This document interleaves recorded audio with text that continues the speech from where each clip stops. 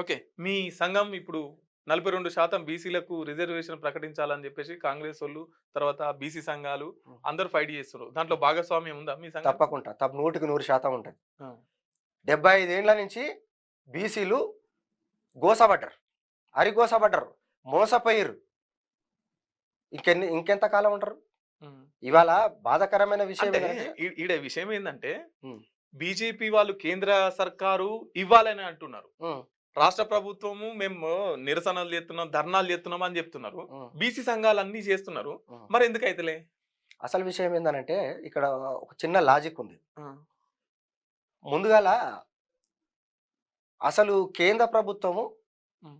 ఇయాల బీజేపీ పార్టీలని కొంతమంది ఖచ్చితంగా మేము కట్టుబడి ఉన్నా అని అని చెప్పేవాళ్ళు కొంతమందున్నారు. హ్మ్. మరి ఎందుకు నానబెడుతున్నారు? హ్మ్. మరి ఎందుకు నానబెడుతున్నారు? ఎందుకు నానబెడుతున్నారు? ఈడ ఆపిందెవరు? ఈ ఈ ఇది ఇది దీన్ని అడ్డుకున్నదెవరు? అవును. ఒక మనిషి నిజంగానే నిజాయితీగా మాట్లాడాలి ఎప్పుడైనా. అవును. సాటుకొకటి నేటుకొకటి గాదు. మరి ఎవడాపుతున్నాడు హ్మ్. ఢిల్లీలో బోయి అంత పెద్ద కార్యక్రమం జేస్తే హ్మ్. ఎందుకు స్పందించలేదు? హ్మ్.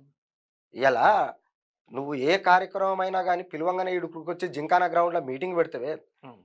మరి ఇక్కడున్నటువంటి బీసీలంతా కలిసి ఢిల్లీకొస్తే మరి నువ్వెందుకు రాలేదు? ఇక కాంగ్రెస్ విషయానికొస్తే. హ్మ్. అంటే కాంగ్రెస్ విషయం ఆ! ఇంతకుముందుకు ఏదైనా ధర్నాలు జేస్తే ప్రతిపక్ష పార్టీలు లేదంటే మీలాంటి సంఘపోలు జేసేది. అవును. కానీ ఇప్పుడు అధికార పార్టీ వాళ్ళే ధర్నాలు జేస్తున్నారు గదా! అందుకే విషయం ఏందనంటే అధికార పార్టీ ధర్నాలు చేస్తుందంటే వీళ్ళ స్వభావం గూడా ఉన్నది. వీళ్ళేం సుద్దపూసలేం గాదు. బీసీలను అడ్డం పెట్టుకొని రాజకీయం చేయాలనుకుంటున్నది కాంగ్రెస్ పార్టీ గూడా. పాపం మా వోళ్ళకి అర్థమైతలేదు. హ్మ్.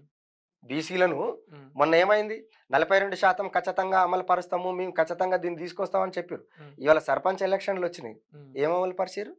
ఏం జేసిర్రు? పాత ప్లేట్ రిజర్వేషన్‌లు. ఫిరాయించలే లేదా? అవును. ఇది ప్రజలు గమనిస్తలేరా? రేపు ఖచ్చితంగా రేవంత్ రెడ్డికి బుద్ధి చెప్తారు బీసీలు. హ్మ్. మీకు వార్తలు రాయడం, విశ్లేషణ చేయడం వచ్చా? అన్యాయాన్ని ప్రశ్నించడం తెలుసా?